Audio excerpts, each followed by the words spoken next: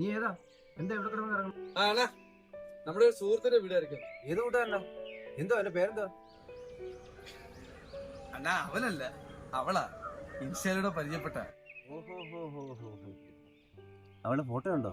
ഒന്ന് കാണിച്ച്. അണ്ണാ എന്റെ ഫോൺ അങ്ങ് സ്വിച്ച് ഓഫ് ആയി പോണ. ആ ഫോണൊന്നുമല്ല, ഒരു കോൾ ചെയ്യേ. നീ വന്നേ, എനിക്ക് ചോദിക്കട്ടെ, എങ്ങനെയാണ് ഇതൊക്കെ സെറ്റ് ആക്കുന്നത്? അതൊക്കെ ഒരു കഴിവല്ല, അതൊക്കെ എങ്ങനെ പറഞ്ഞു അതൊക്കെ ഒരു നാക്കാണ്. അതൊക്കെ ഇരിക്കട്ടെ, നിനക്ക് എന്താ ജോലി എന്തുവാ? എനിക്ക് ടച്ച് വെട്ടാണ്. അപ്പൊ KSEB-ലാ പണി, നല്ല കാശായിരിക്കുമല്ലോ. അയ്യോ അണ്ണാ, KSEB-ലല്ല, നമ്മുടെ കൂട്ടുകാരന്മാര് വൈകിട്ട് ചേർന്നുണ്ട്. അമ്മ രണ്ടിട്ട് സാധനം എടുക്കും, അതിന്റെ ടച്ചിങ്സ് മൊത്തം ഞാൻ പോയി വൈകിട്ട് അങ്ങ് വിട്ടു.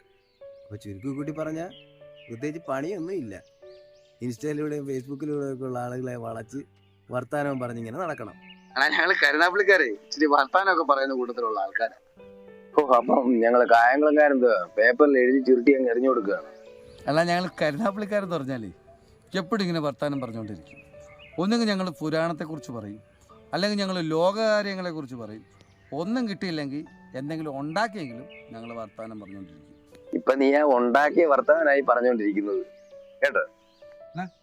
സമയം തരണോ? 3:30 അണ്ണാ ആ ഫോൺ ഇടുന്ന 1 മണിക്കൂർ കഴിഞ്ഞ അവിടെ ഭർത്താവ് ഒരു കോളൊന്നുമില്ല. ആ വിളി വിളിച്ചിട്ട് പോയിട്ട് അടിച്ച് പൊളിക്ക്.